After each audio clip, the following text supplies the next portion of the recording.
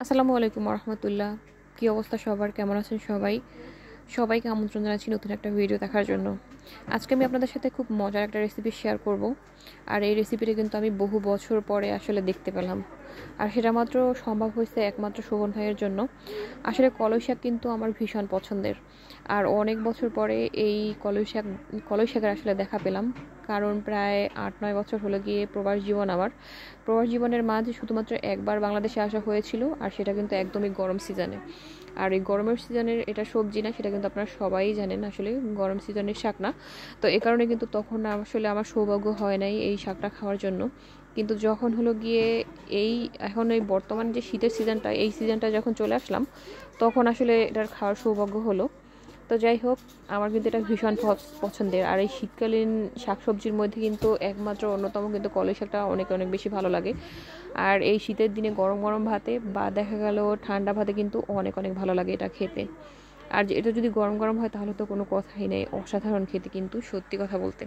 তো যাই হোক, এটা যখন শোভন ভাই নিয়ে আসছে তখন হলো গিয়ে বড় পাও ছিল আমাদের বাসায়, ও ঢাকা থেকে আসছে। তখন ও এটাকে পরিষ্কার করে কেটে তারপর ধুয়ে নিয়েছে, মানে পরিষ্কার করে নিয়েছে। দেন হলো গিয়ে এটাকে একদম মিহি করে কুচি কুচি করে কেটে নিয়েছে। আসলে এটা যত হলো গিয়ে একদম ছোট ছোট করে কাটা হবে তত এটা টেস্ট বাড়বে, আর যদি এটাকে বড় বড় করে কাটা হয় সেটার আবার ডিফারেন্ট স্বাদ আসলে। কিন্তু এভাবে যেভাবে মানে কাটা হয় তো এটা কিন্তু অসাধারণ স্বাদের হয়।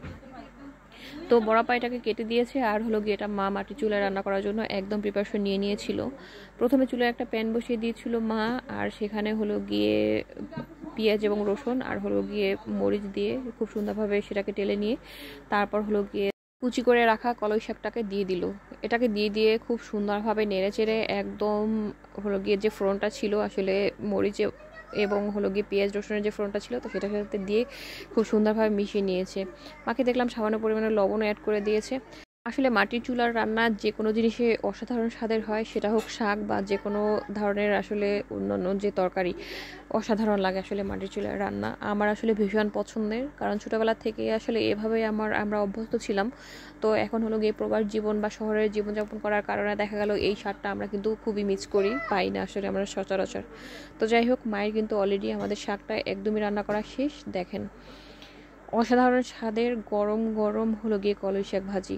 এটা কিন্তু আমার মনে হয় মাছ মাংস বা যাবতীয় জিনিসকে একদমই ফেল করবে। আমার তো ভীষণ পছন্দের। আপনাদের কার কার এই রেসিপিটা পছন্দের সেটা কিন্তু অবশ্যই জানাতে ভুলবেন না। আর বিশেষ করে মায়ের হাতের রান্না কার কার পছন্দ সেটাও কিন্তু কমেন্টস করতে ভুলবেন না। তো যাই হোক, সবাইকে অসংখ্য ধন্যবাদ জানাচ্ছি ভিডিওটা দেখার জন্য। যদি ভালো লেগে থাকে তাহলে অবশ্যই লাইক, কমেন্টস এবং শেয়ার করতে ভুলবেন না। আজকে এ পর্যন্তই, ভালো থাকবেন সবাই। আল্লাহ হাফেজ।